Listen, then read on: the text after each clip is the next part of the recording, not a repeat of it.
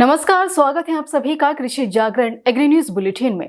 मैं हूं आपके साथ अश्विनी वानखेड़े। आइए नजर डालते हैं इस वक्त की बड़ी खबरों पर।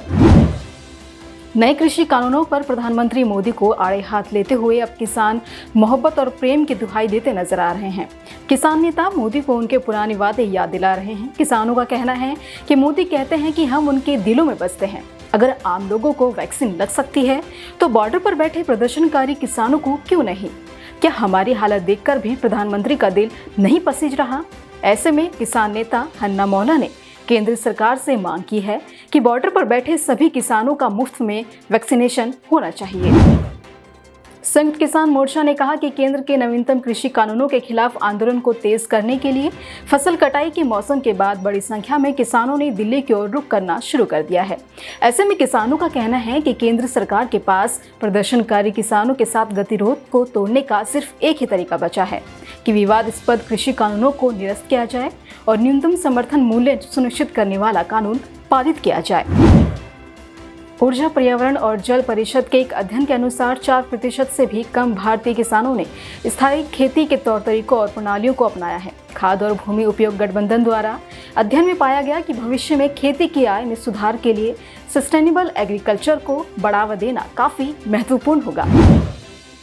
प्रधानमंत्री नरेंद्र मोदी ने 24 अप्रैल को राष्ट्रीय पंचायती राज दिवस के मौके पर दोपहर 12 बजे स्वामित्व योजना के अंतर्गत ई संपत्ति कार्ड्स के वितरण का शुभारंभ किया। इस मौके पर 4.09 लाख संपत्ति मालिकों को उनके ई संपत्ति कार्ड दिए गए। साथ ही देश भर में स्वामित्व योजना के क्रियान्वयन की शुरुआत भी की गई। आपको बता दें कि इस कार्ड से संपत्ति के मालिक को उसका मालिकाना हक आसानी से मिल सकेगा। अगर आप भी इस कार्ड का लाभ लेना चाहते हैं तो जल्द ही पंचायती राज मंत्रालय के ई-नाम स्वराज पोर्टल पर विजिट करें।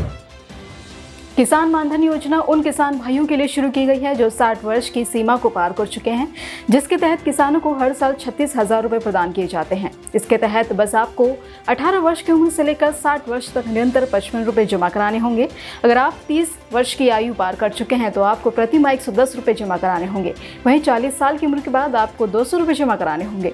इस तरह से जब आप 60 साल तक ऐसा करते रहेंगे तो फिर आपको प्रति माह 3,000 रुपए प्रदान किए जाएंगे। इस तरह किसान 36,000 रुपए का लाभ उठा सकते हैं। लेकिन एक बात का ध्यान अवश्य रखें कि इस योजना का लाभ महज वही किसान उठा सकते हैं जिनके पास 2 हेक्टेयर से कम भूमि है। हिमाचल प्रदेश के शिमला की ढली मंडी में चेरी की धमाकेदार एंट्री हुई।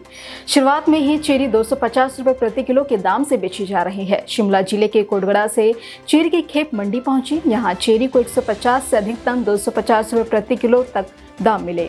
आमतौर पर सीजन की शुरुआत में चेरी 150 से 200 रुपए प्रति किलो के थोक रेट पर बिकती है, लेकिन इस साल डिमांड अधिक होने के चलते शुरुआत में ही 250 रुपए प्रति किलो के दाम पर बेची जा रही है।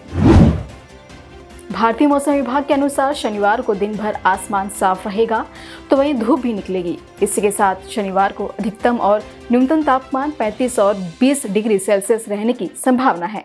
मौसम विभाग ने पूर्वानुमान भी जताया है कि दिन भर बारिश नहीं होगी।